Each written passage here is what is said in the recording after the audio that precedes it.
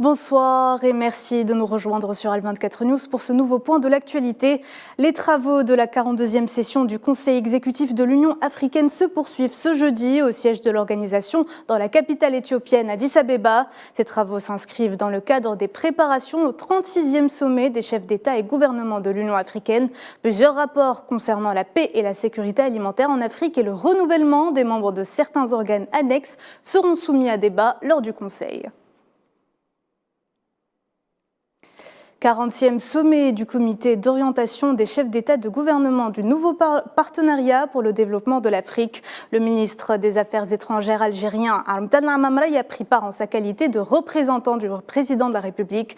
Ramdan Lamamra a également affirmé lors d'un entretien avec son homologue malien Abdoulaye Diop que l'Algérie poursuivait ses démarches visant à parvenir au consensus nécessaire entre toutes les parties maliennes signataires de l'accord pour la paix et la réconciliation au Mali issu du processus d'Alger et à renforcer leur adhésion dans ce cadre en vue de réaliser ces objectifs sur le terrain.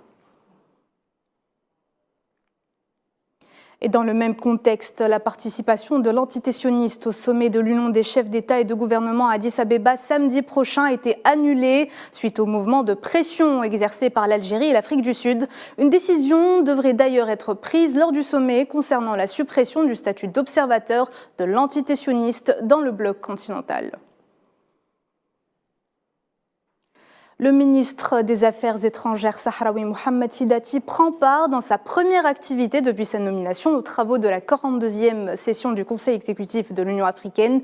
Il tiendra un certain nombre de réunions avec ses homologues africains sur les moyens de renforcer les relations bilatérales ainsi que sur les différentes questions d'intérêt commun.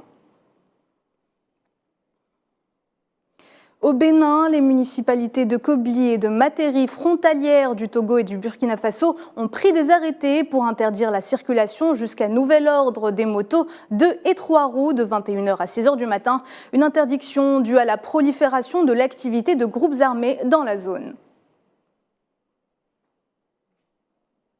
La Côte d'Ivoire annonce la réouverture de ses frontières terrestres et à compter de ce jeudi, elles étaient fermées depuis le 22 mars 2020 pour lutter contre la propagation du Covid-19.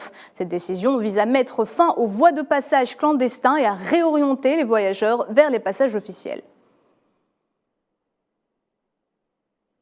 Les possibilités d'investissement et le climat des affaires en Algérie et à Cuba ont été mises en avant lors du forum économique algéro-cubain qui s'est tenu les 14 et 15 février dernier à La Havane. Les travaux ont été marqués par la signature du programme d'action du Conseil Affaires algéro-cubain pour 2023 entre la Chambre algérienne de commerce et d'industrie et son homologue cubaine en vue de renforcer la coopération bilatérale au service des intérêts communs des deux pays.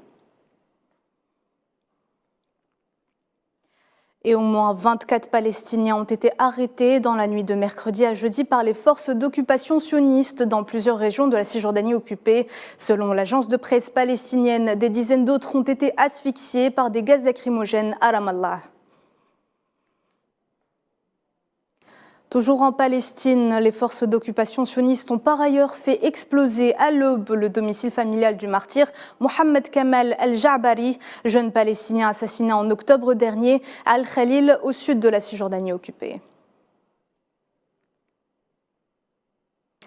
5e journée de mobilisation contre la réforme des retraites en France. Près de 300 000 Français se sont réunis dans les rues de Paris et dans toute la France. Les syndicats souhaitent maintenir la pression sur les députés dont les débats houleux sur ce projet de réforme se termineront ce vendredi à minuit avant la transmission du texte pour son examen au Sénat. Une autre mobilisation plus importante est prévue pour le 7 mars prochain.